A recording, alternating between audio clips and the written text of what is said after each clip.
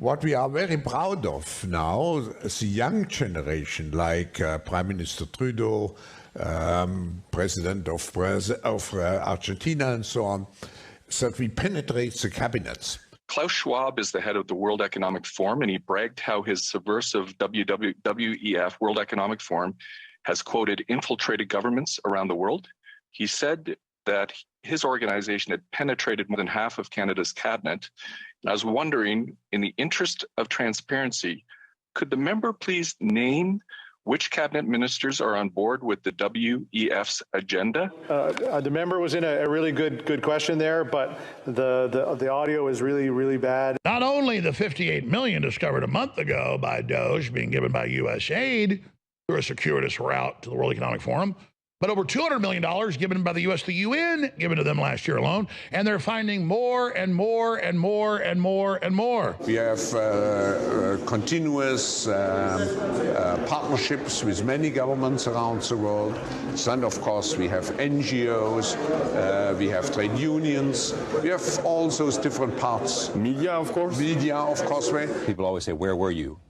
And that's right. You and I were having breakfast in New York on September 11th. So, the 50+ million in U.S. aid funds, the WEF, were canceled, and Klaus Schwab formally steps down as per Reuters. The whole world saw your communist scams. The fourth industrial revolution, elites must aggressively drive their agenda home. Well, the revolution you thought you'd have is against you.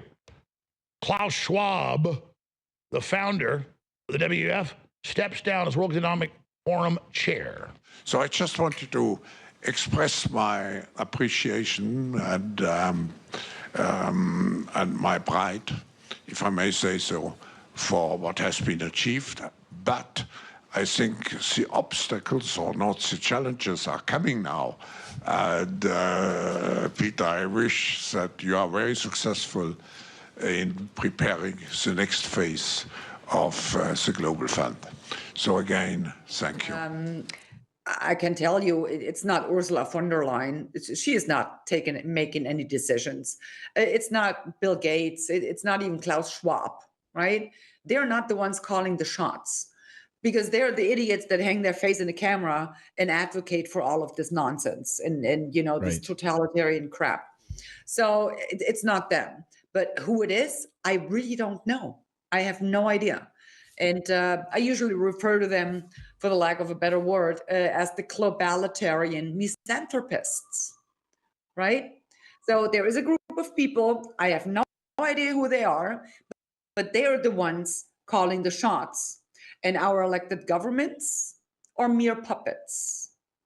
They are just, you know, pretty much implementing whatever they come up with.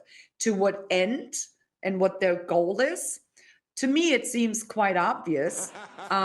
It is to ultimately erect a one world government and to transform our liberal, open, democratic, equal societies consisting of free individuals into some kind of a collectivism where the individual is becoming merely a malleable part that can be shuttled around any which way the globalitarian misanthropists need you to be shoveled around. We're living through a pandemic that continues to ravage communities in every corner of the globe.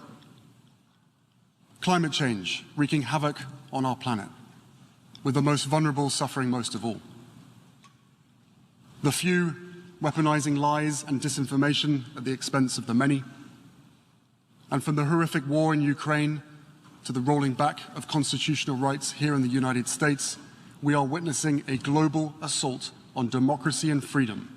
World Economic Forum founder Klaus Schwab has informed the board he will be resigning, per Reuters. Another massive blow to globalism, thanks to Donald Trump's, writes Nick Sordor. Schwab has infamously been on the warpath against the United States and conservatism for 5 decades. But his reign is now coming to an end. Good riddance. Now, I would add, arrest him for crimes against humanity. He's committed plenty of them, cooking up the whole COVID attack with Fauci and the UN and the Rockefeller Foundation.